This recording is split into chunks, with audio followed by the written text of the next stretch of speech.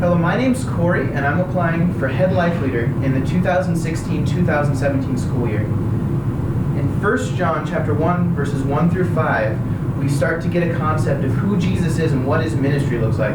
John is a book that is a gospel, which means it's basically a biography of what Jesus' life and ministry was. And we're called to take example from it. But in verses 1 through 5, it says this: "In the beginning was the Word, and the Word was with God, and the Word was God.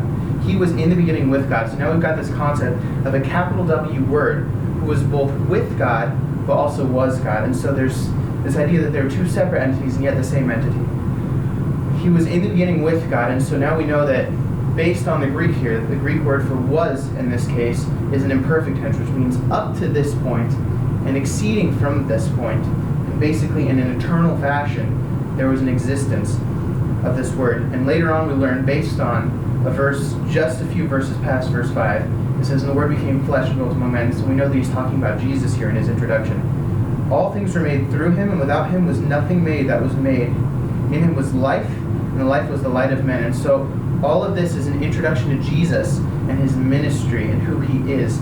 And the key concept, the key takeaway that I want to bring from this is that he was the life and the light of men. Later on in scriptures we hear the concept that we are supposed to be the light of the world. It sounds very similar to the light of men, what Jesus is talked about here as. That's reflecting his ministry. In his ministry, when he would walk into a room, he'd bring truth. In that same way that when you flip on a light, there's clarity and there's truth in that. What's revealed in the room when the darkness is cast away, that's what we find, and the darkness is cast away. And so how do we apply that to our lives? It's really simple. In any environment we're in, whether it's a work environment or a school environment, it's an opportunity to minister and to be part of a ministry. And so when we walk into a room, we need to bring truth, clarity, light, and peace. And we're called to be the light of the world in that same way that Jesus in his ministry was the light of men. Again, my name's Cory.